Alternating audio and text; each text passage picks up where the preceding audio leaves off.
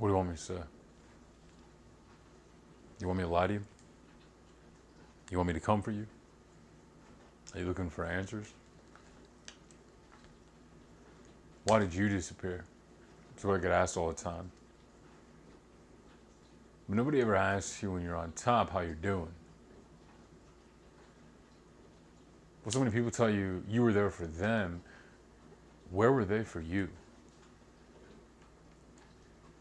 Now, as you mature, you realize people are there for you in different ways, and you realize how those people are there for you. WWE Games has been there for me.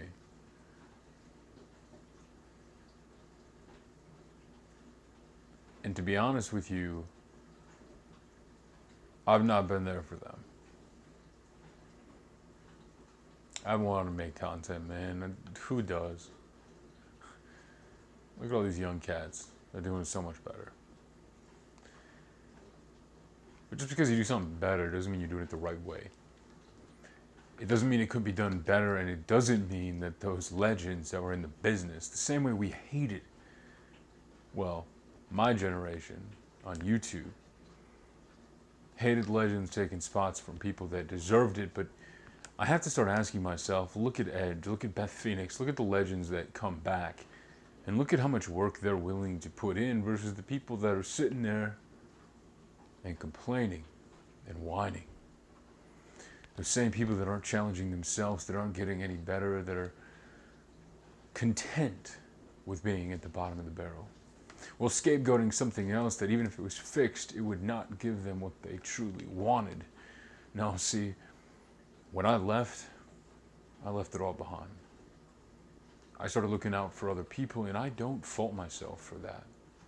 Because when I started looking out for other people as a business, as a job, the thing that people for years said I needed to go find, a real job, when I was a money whore, when I was clickbaiting, when I was on top of the world, when I was the SEO god, the #1 WWE games creator.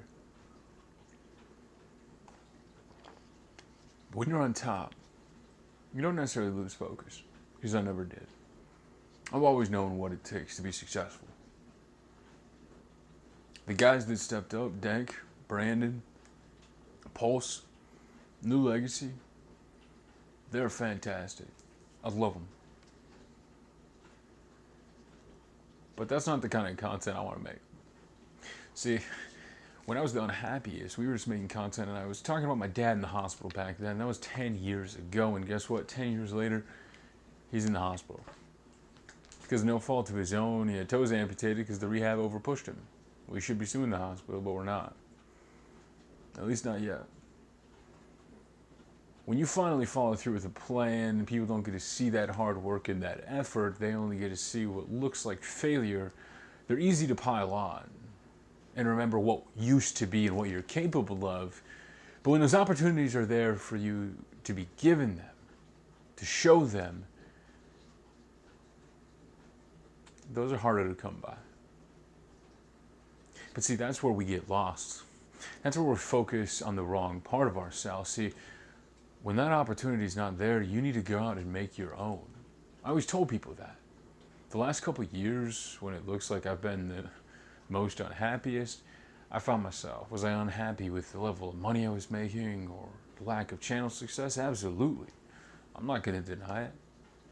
I watch what the people do content-wise, and I go, wow, that must be easy. As I'm out door dashing, working those 6 to 8 hour days. Sometimes way less, sometimes more. But going from YouTube and how much work I put into that versus that real job that they talked about, you realize one thing. What we did was a real job. Content creation is something that matters because at the end of the day, you have something going on, the viewer, that makes you want to tune in.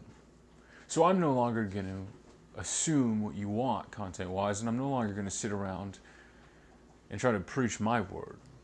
The payoff in WWE is real, and I'm not going to force it on you. I have 10 videos that I've made in the last 4 years that I can show you of stuff that has came true. That's not to rub it in, and that's not to gloat. That's just to say that's the wrestling business. You can fake anything. Feuds that looked real, like my feud with Grimm's Toy Show, Let's break the fourth wall here really quick as we drop the cap on this. When he was filming that vlog, I was in the elevator sitting right across from him. Planned it all, man. Kayfabe. Am I breaking the fourth wall now? There is so much behind the scenes that I know, and I know what I've been capable of for many years, and I was not at a place to follow through. But once you find what you truly want, once you have it, and you no longer want to lose it, something gets unleashed inside of you. Something that makes you take a step back and truly wonder if what you're doing is enough. You may have to sit back and really think about it.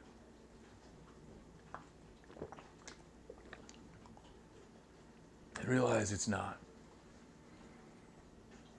You know you're not going to be number one. You don't want to be. You don't even want to be number 2, 3, 5. You want to be 7. Why? $7 entertainment. It's a rock. It's a gimmick. You need a gimmick. My GM mode. Is the mode perfect? Absolutely not. But I've recorded in my GM mode. I went in with It's Always Sunny in Philadelphia. My GM mode focusing on It's Always Sunny in Philadelphia will feature Charlie Kelly taking on Frank Reynolds. One, the guy that's going to risk it all and go big. One is an idiot who's got Ivar possibly as his champion. You can figure out who I am. Or maybe I tweeted it out. Maybe everything I've laid down on my social media has been an Easter egg. What you think is something that I'm doing because that's the appearance of it. But in reality, there's something bigger. Now, I'm not going to sugarcoat it. It sounds crazy, man. I could have done what I've done this year and the last year, gotten to the place I was a lot sooner. Look at me.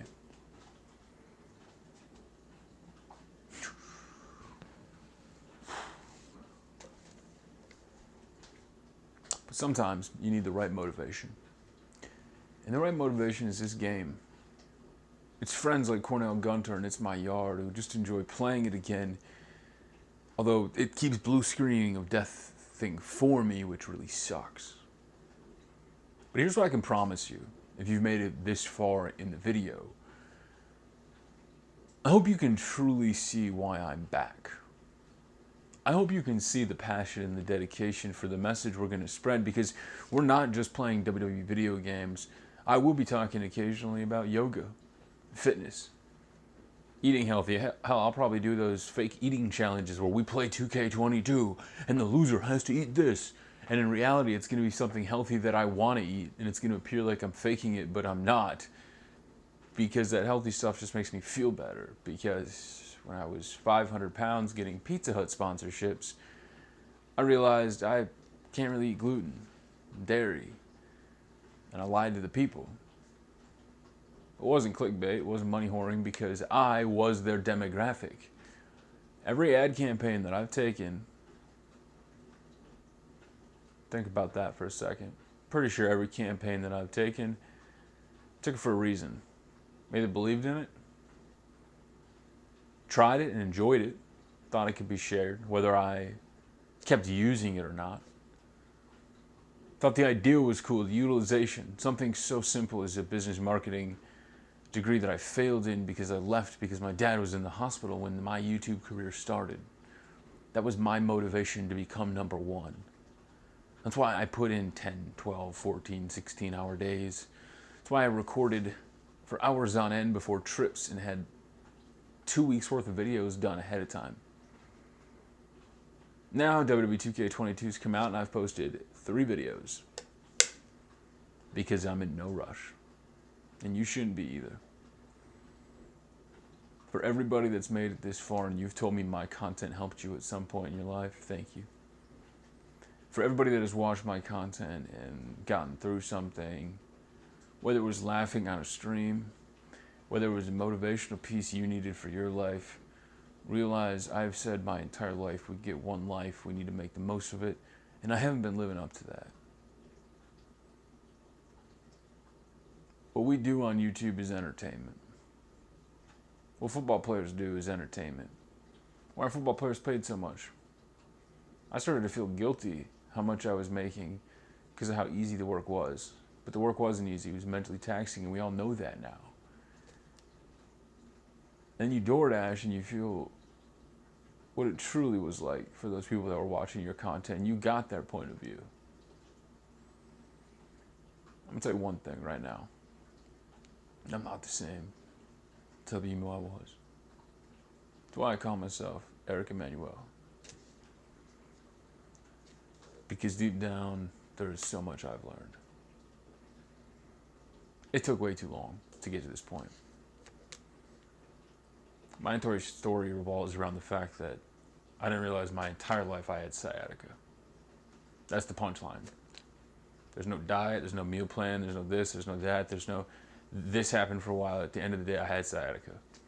Everything I've ever gone through in my life, walking a block and my leg going numb, being a star athlete but never stretching, getting told textbook sciatica in a doctor's office because my leg is shaking, but that same leg, everybody around me thought was me being crazy because I couldn't control it 10 years ago.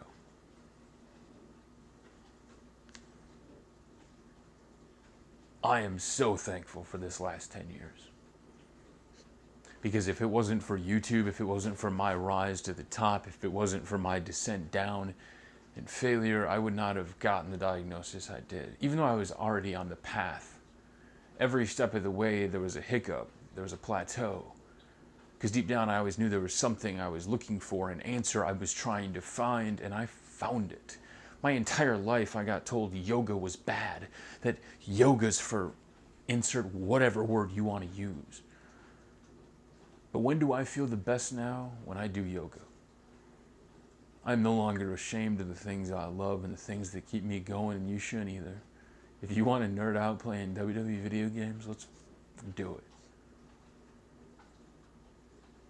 If you don't jive with the game, you don't play it, you don't like it, you want to play something else, let's check out some other stuff. But along the way, you need to make me a promise. You do something for yourself. It doesn't have to be fitness, doesn't have to be exercise. Something creative, something that mentally helps you. Because the videos may help you, watching us may entertain you. But I know, like Jelly Roll would say, those that entertain at the expense of pain, it eventually catches up. So I am fully recharged. Eric Emmanuel has nothing to fear on content, on YouTube, on a comeback. I don't need to chase the views, the numbers, the sponsorships, because I found the answer I was looking for 10 years ago. Because when everybody was shouting at me to get a real job, I couldn't even stand without my leg going numb. I can run, I can bike 25 miles. I still get that same pain, but now I know exactly what to do. Every 6 months when there's a flare-up, you get those medicines. And you're right back at it. I found the answers I needed. To everybody along the way that supported my career, to everybody that helped me pay bills with the family that eventually, a year into a contract, 8 months it got cut, so I know what it's like to be a WWE superstar. You get your hopes and dreams up and you're going to make X amount of money for guaranteed 3 years. 8 months into it, after you've already set your bills, your rent, everything, you get cut. And now you're taking a 70% pay cut. Don't fucking tell me I don't respect WWE superstars when I put over them and say, I don't care if they stay with WWE, if they go to AEW. If you want to be a star and rake in the money, do it. If you want to work your ass off in the independents, do it. If you want to bet on yourself on an OnlyFans, do it. You get one life and you're going to make the most of it. And I'm going to tell you right now, I've not lived up to that end of the bargain. To hold me accountable.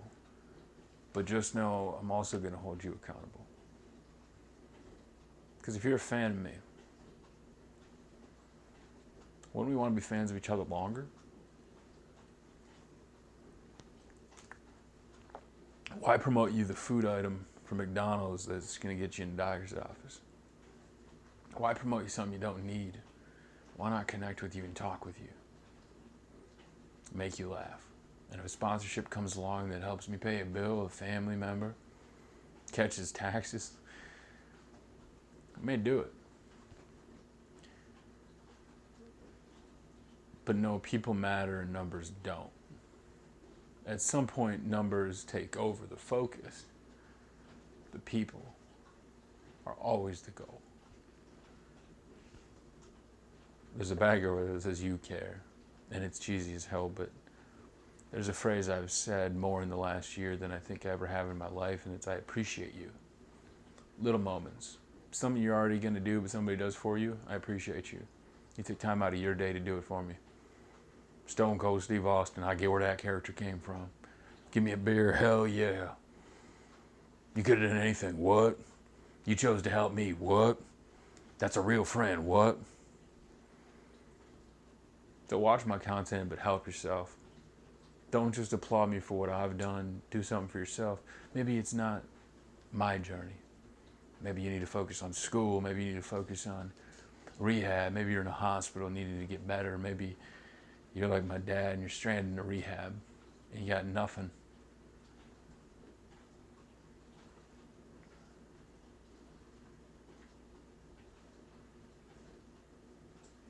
Go back and watch those videos 10 years ago and look at my eyes. See that passion behind all those layers, behind that mask. And look at me now.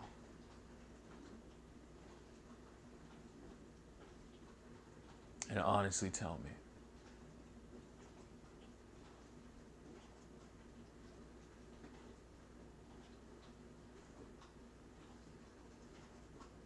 you're not ready for something more. I know you are. Let's do this. If you're a content creator, if you make stuff, if you make community creation stuff that I can download without it breaking, share it with me.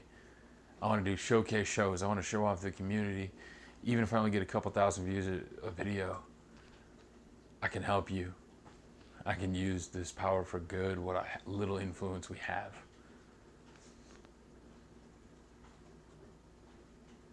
Most people would have saw those views and been so disappointed. I saw that green arrow go to 1 out of 10, even though I don't upload. I can't tell you the emotion I had. And I panicked and didn't want to upload a fourth because I didn't want to break that streak.